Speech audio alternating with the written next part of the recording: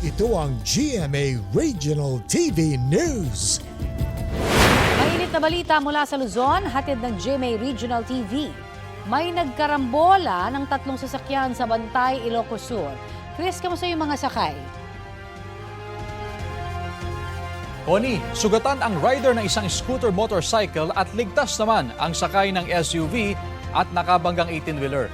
Sa kuha ng CCTV, magkasunod na huminto ang scooter at SUV sa National Highway sa Barangay 5. Ilang sandali lang dumating ang truck at nagdire-diretso hanggang sa mabangga ang dalawang sasakyan.